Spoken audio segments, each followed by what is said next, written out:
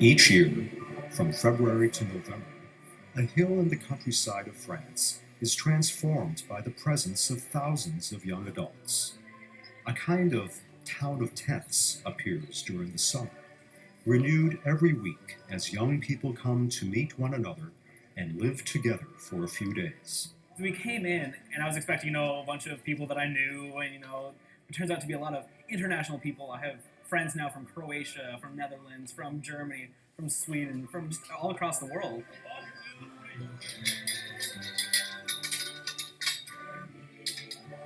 I think the atmosphere of the whole community really surprised me. The French countryside, and also coming to a community where there's so many people from so many different countries. I didn't expect the type of friendships that I'd be making here. Well, what surprised me when I came to Teze was the way of life. I was expecting a glamorous kind of place, being European country, but I came to find a village.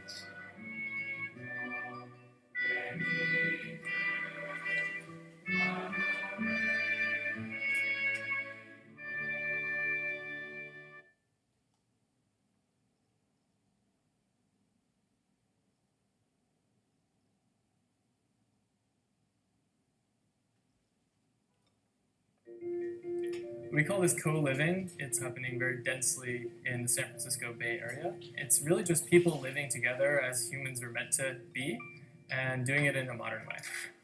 The image of the sandbox is a bunch of people coming together to play. They've curated a community of people who are from different enough backgrounds and diverse enough skill sets. If I want to start a business, we have MBAs in the house. We have a life coach. We have people who have experience in financial planning. And it's as I get older, these are resources that I actually want and that I need. I think one of the best things to compare to is co-working. So you have people who are independent professionals who are sharing office space to be able to create a sense of team and community around themselves when they're actually on independent paths. You're sort of the sum of the 10 people you spend the most time with.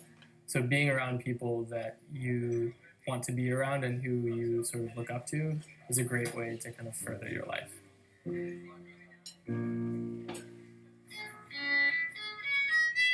Here at the convent, we're a community of 23 artists that love to collaborate and perfect our artistic practice. To incubate art as a lifestyle, we have a readily available community of people that we can bounce ideas off of, perform for, and really refine our art. San Francisco has always been about innovation, freedom, art. They were one of the first cities to embrace community living and collectives. So it's been riding strong since the 60s at least.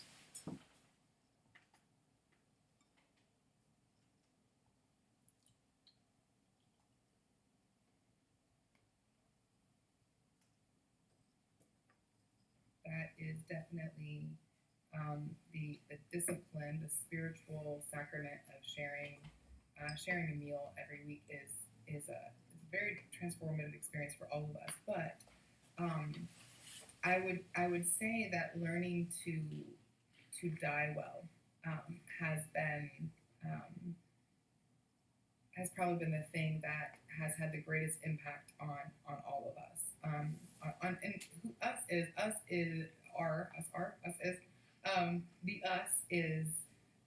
the group of people who continue to gather weekly and do life together. We are every shape, color, size, orientation, background. We're from all sorts of places, and when we leave here, we go to lots of different places. And so when we're together, that is the group that is the family. We are the root system of all the events that we do and all the parties we do and all the dinners that we host. That's the us. And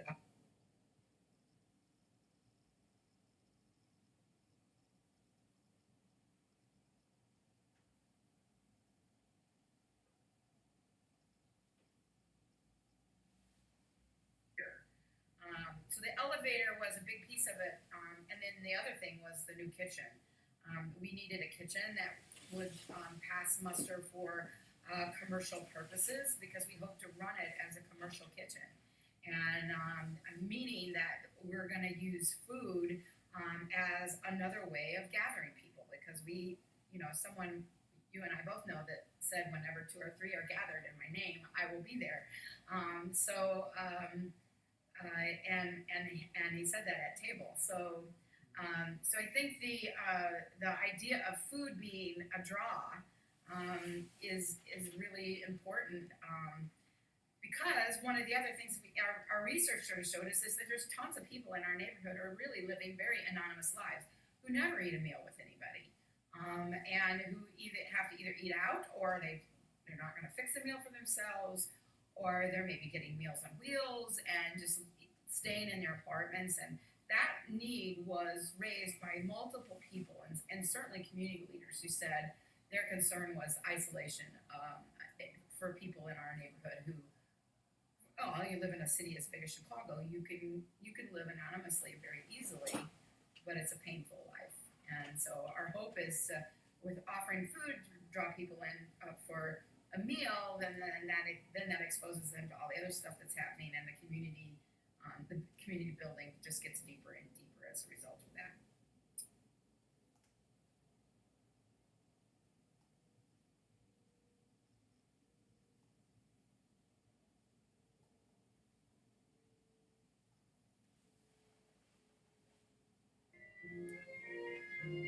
Music brings life to this place for the aging.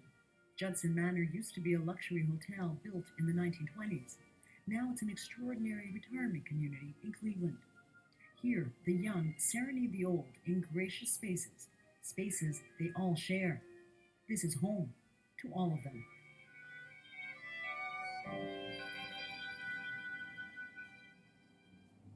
It's funny when I tell my friends who don't go to the Cleveland Institute of Music that I live in a retirement home. They usually think I'm joking, and then I explain it.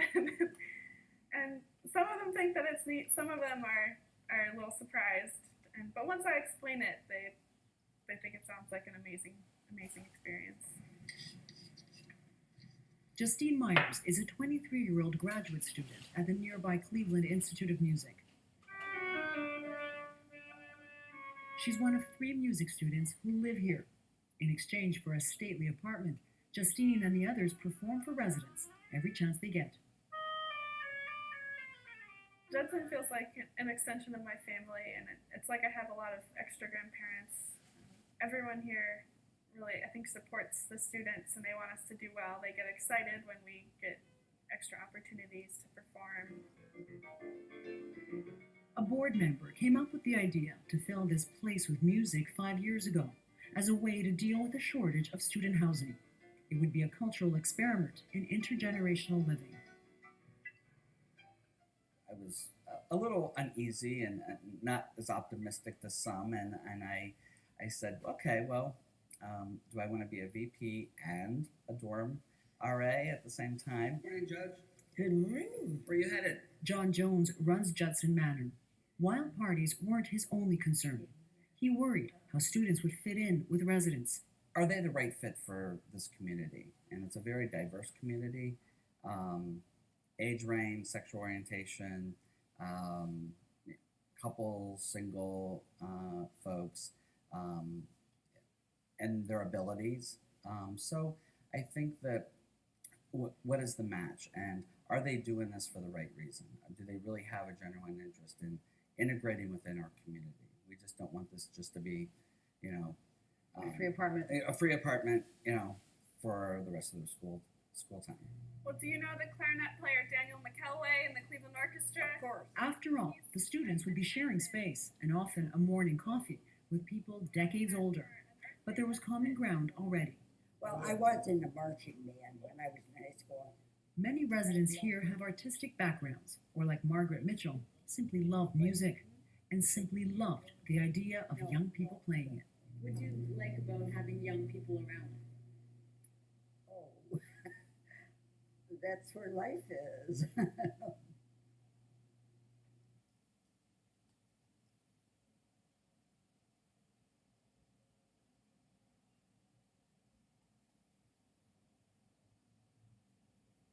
They also were great because of the freedom I experienced in them.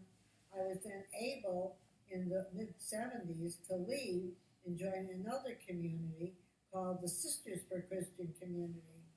Now, it's really kind of odd that we don't live in community, although we're called Sisters for Christian Community. And the reason for that is our sense of community is to build community wherever we are. In other words, as I get older now, I feel, for me, building community with the other seniors I live with in affordable housing down on Sheridan Road. Or basically doing the work I do, building community and justice with the Jane Addams work I do. So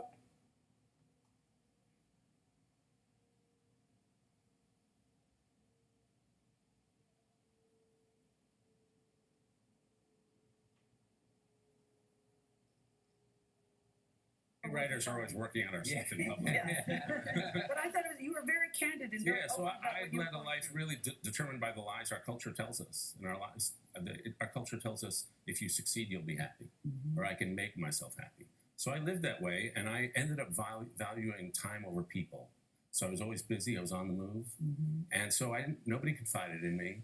I had a lot of work friends, weekday friends. I had no weekend friends, and so my marriage ended. The kids left for school, go off to college, and I was living in this little apartment, and all I was doing was working. If you went to my drawers where there should have been forks and knives, there were Post-it notes. Yeah. Where there should have been plates, there was stationery. I was just living for work. I was lonely. You have this pain in your stomach. This is around 2013. Yeah. And you just feel, I'm in the valley. I'm in the valley. And we're in a country, it was a crisis of disconnection for me. And a lot of people in this country are going through that. Yeah. There's a lot of loneliness, a lot of solitude. So I spent the next 5 years like, how do I get out of this? So how did it compare for your first and second mountain? Because you said first mountain is about ego, second mountain is about heart and soul. So the first mountain, I had a good first mountain. Yeah. I'm a New York Times columnist. I get to be on PBS. Yeah. And it was a success. You would think from the outside it was a success.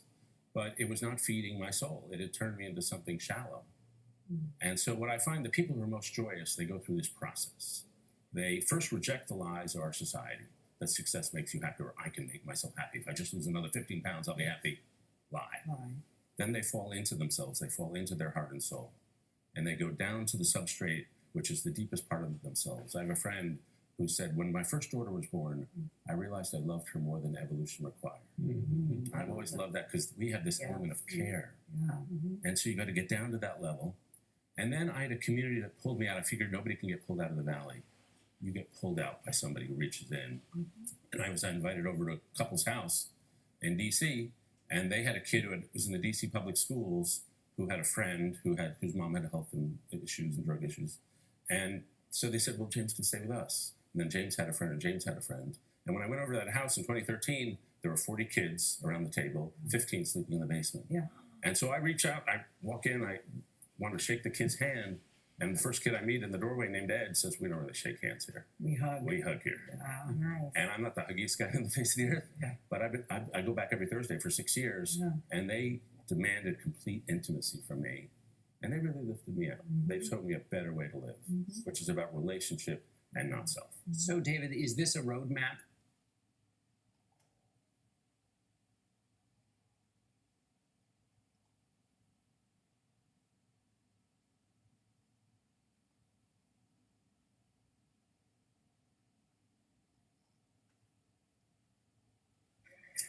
You know, what Martin Luther King says about church could well be said about your time here at Pepperdine. It's not the place you've come to, it's the place you go from.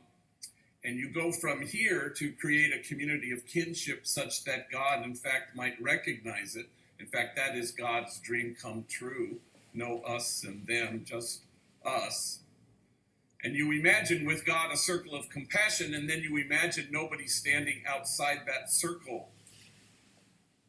And you know that God does not share in the demonizing in which we all engage in.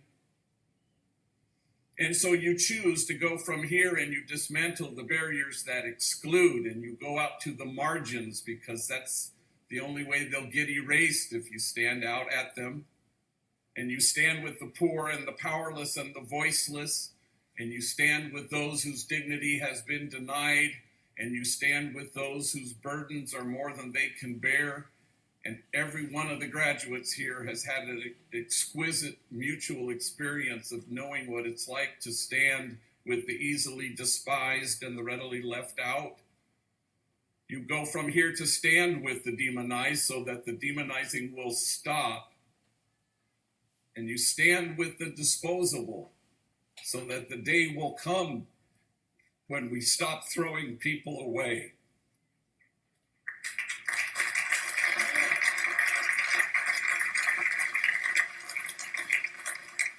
For no kinship, no peace, no kinship, no justice, no kinship, no equality. You go to the margins not to make a difference because then that's about you.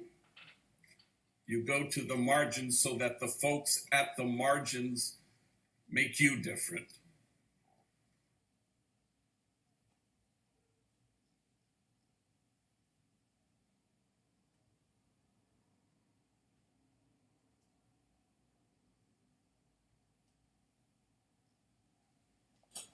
And you actually were able to save that church and save the people from being evicted there, right? Well, really, it was them that, I mean, they started this. We came alongside them, you know, and so what ended up happening was that the St. Edward's story in the cathedral didn't end after 48 hours. I mean, it was months and months of struggle, and many of those families, got housing out of that.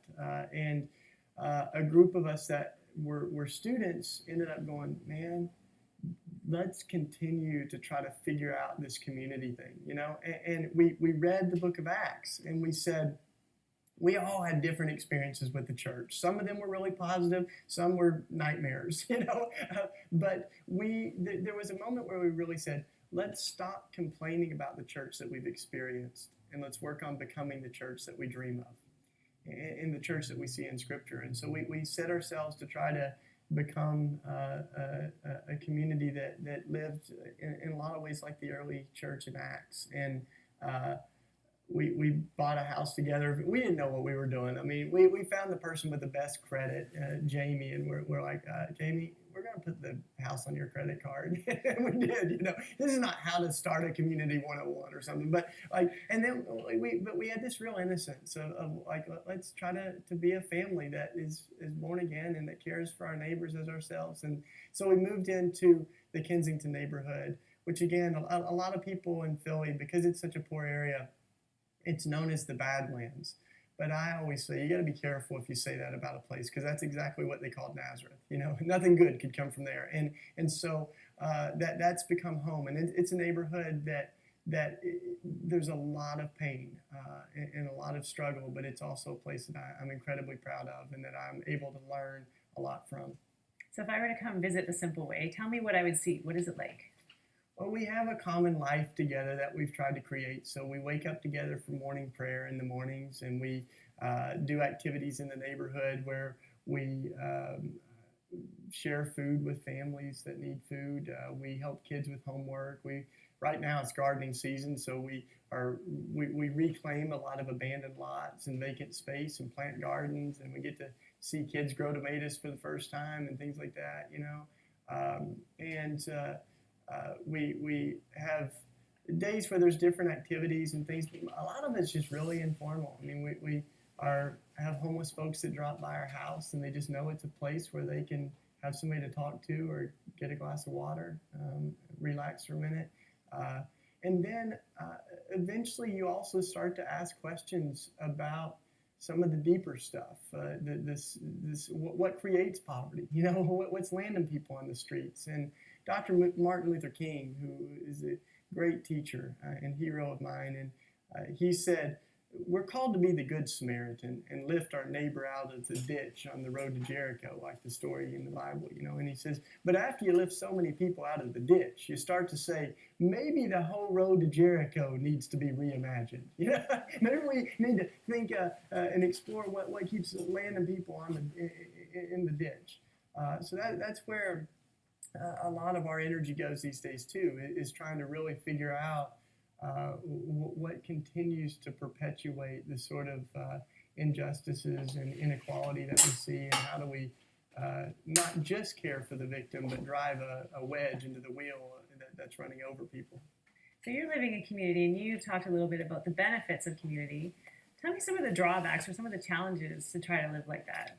One of my community mates says everybody brings two people to community. They bring their gifts and they bring their baggage.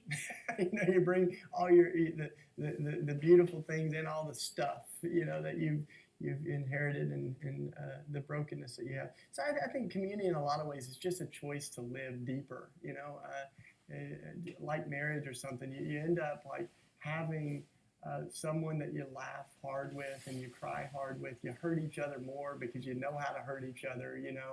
But in many ways, it's a choice that I want to be vulnerable with a group of people. I want to be known, and I think that's what we're really created for. So now there's tons of mistakes that we've made and things like that. And I went to visit one community and they had T-shirts made that said, "Everybody wants a revolution, but nobody wants to do the dishes." And I think one of our ideas was we'll just all move in and love each other and everything will work out. And that was awesome for about a week, But I think that we have to create an environment where goodness flourishes and people come to life, and that's a lot harder, and that doesn't just happen. So we've been working at that, the last 10 years. But I live with people who make me laugh hard, and I think that's really important in the kind of work that we're talking about. I mean, you see so many difficult things, women that are in domestic violence and kids that are hurting each other and poverty and all that stuff, and so you can get pretty down, I think. But the gift of community for me has been like you have people that'll carry that burden with you. So when you come home and you say, Jose's dad beat him up again, like everybody carries that together, and we've got everybody's imaginations with how to solve that situation or be a part of solving it. So but I think above all, like a community is a place where we can really where we can cry together, we can laugh together, and we can it helps sustain things for me. I think just as much as we're called to radical discipleship and all those things, we're also called to community. There's no such thing as a Lone Ranger, Christian out there. May the pleasure of God's in spirit, our God will save. May the pleasures who are weak, in God will live on high.